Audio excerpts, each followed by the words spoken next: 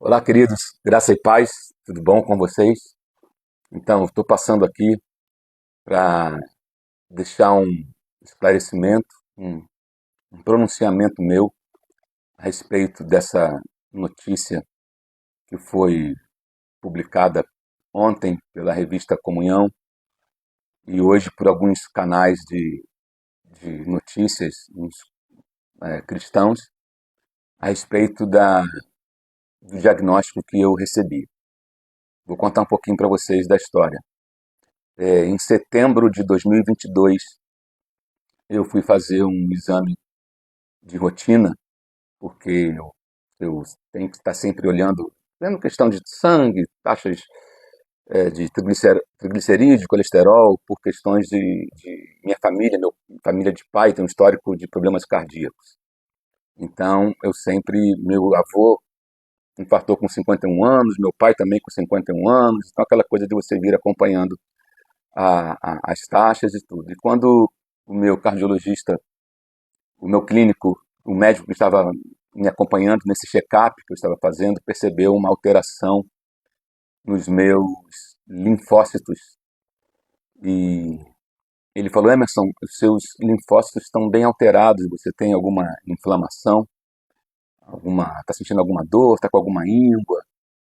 Eu falei: não tenho sentido nada. Ele, mas está bem alterado.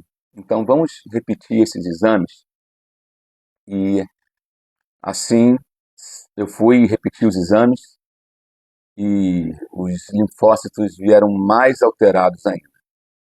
E então ele achou estranho, visto que eu não sentia nada, não estava com íngua, não estava com caroços no corpo, nem nada e pudesse indicar uma infecção, ele me encaminhou para uma hematologista. E chegando nessa hematologista, ela olhando todos os resultados dos meus exames e dos meus históricos dos exames e a mudança que veio acontecendo muito rápida, ela pediu um exame específico chamado imunofenotipagem, e que é um exame que justamente ele vai dizer o que está acontecendo com o seu sangue. É um dos exames, mas esse é o principal. Foi quando o resultado chegou e nós levamos o resultado para essa hematologista e ela confirmou, estava eu e a pastora Fernanda na consulta, e ela falou: Emerson, você está com uma LLC, que é uma leucemia linfocítica crônica. É uma leucemia que ela se desenvolve gradativamente, ela não é uma leucemia que evolui da noite para o dia. Eu confesso para vocês que na hora ali o meu chão desabou, meu emocional foi completamente abalado, porque eu tive leucemia aos 8 anos de idade, porém a leucemia que eu tive aos 8 anos de idade foi aguda. Quem sabe do que eu estou falando é uma leucemia que se desenvolveu muito rápido na infância. E eu estive muito mal, chegando a ser desenganado, e o Senhor operou um milagre na minha vida.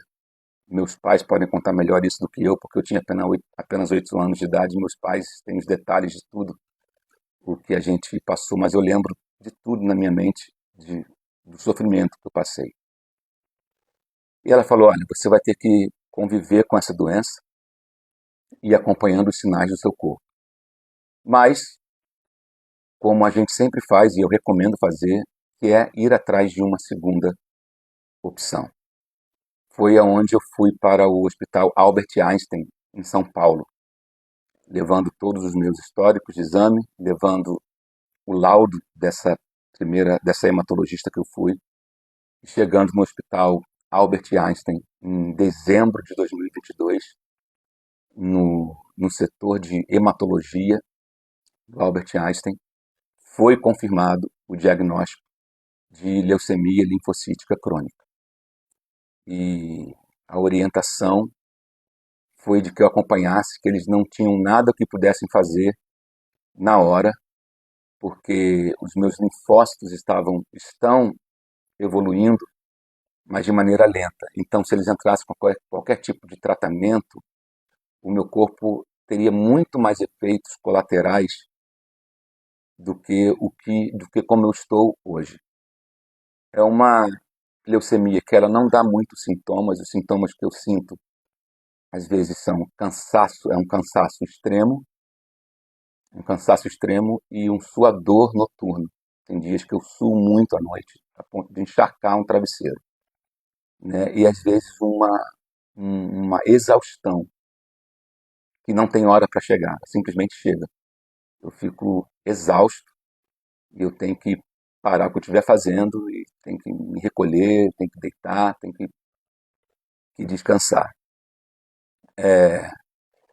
Os meus linfócitos hoje já passaram dos 35 mil, quem sabe disso, o normal é entre 1.500 e 3.000, e eles estão evoluindo aos poucos. E a cada 3 meses eu faço um exame de sangue a pedido dos hematologistas do Albert Einstein e encaminho para eles, e eles vão me acompanhando e dizendo os próximos passos e me direcionando. Então eu tenho agora em março outro exame para fazer, o último que eu fiz foi, acho que foi dia 19 de dezembro ou dia 18 de dezembro. Isso, até então o povo da minha congregação sabia, porque eu comuniquei, não tinha tornado público ainda, mas a Fernanda comunicou. Eu não tinha escondido também, porque eu falei de púlpito na igreja, então os nossos cultos são transmitidos e, e o meu povo já sabe, né, do que está acontecendo. Isso aqui, eu tive uma bala emocional muito grande no ano de 2023, logo após o diagnóstico. Eu enfrentei também uma depressão por conta de uma série de por conta desse diagnóstico e outras séries de coisas que quem enfrenta a depressão sabe que ela vem meio que às vezes sem dar, sem avisar, né? Quer dizer, às vezes dá alguns sinais e você ignora.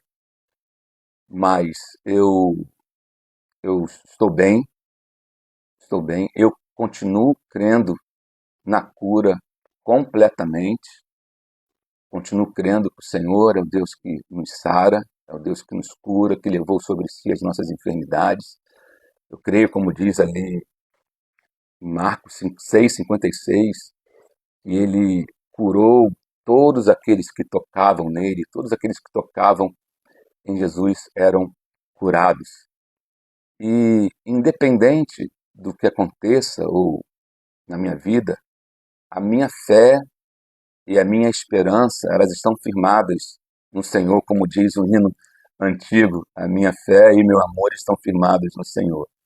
Então, o que eu peço aos irmãos é que continuem orando por mim, orando pela minha casa, porque eu creio que a maior luta, às vezes, que a gente enfrenta é a luta na mente, né? Tendo que equilibrar, trazer um equilíbrio na mente. Interessante que estudando um pouco sobre a palavra cura na Bíblia e sobre a palavra sozo, né? Ele vai dizer que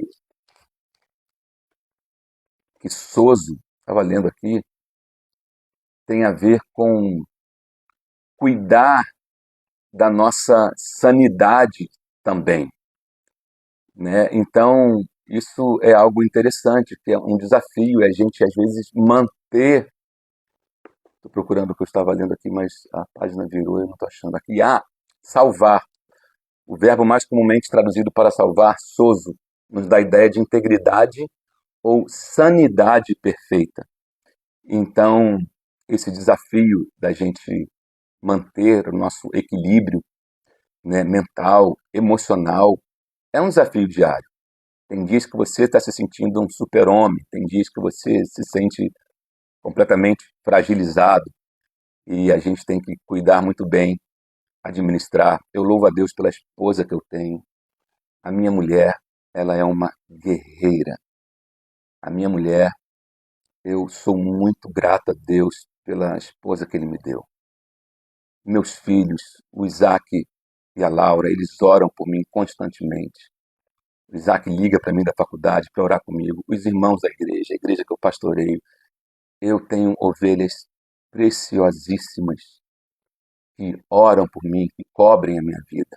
Eu tenho amigos que já sabiam disso há tempo e que me ligam toda semana, me mandam mensagens, estão orando por mim.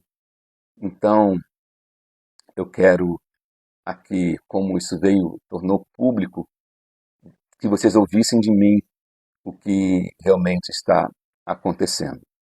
Então, eu continuo crendo no poder da oração, crendo na cura completa, como inclusive uma irmã lá da igreja foi curada dessa enfermidade, e eu creio que eu estou na rota da cura, no caminho da cura, e Deus faz tudo belo acontecer no tempo dele.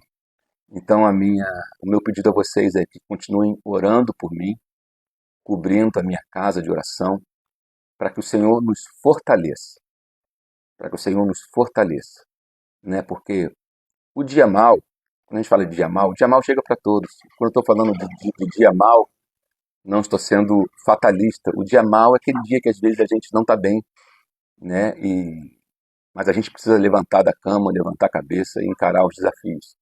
É pedindo a Deus graça para me manter de pé, preservar a minha sanidade, o meu emocional, o meu equilíbrio e guardando a minha casa para que eu possa cumprir o chamado que o Senhor me fez. Então eu deixo aqui o meu comunicado e a minha gratidão por cada um que já me enviou mensagem, que está orando pela minha vida. E Deus abençoe a todos vocês, em nome de Jesus.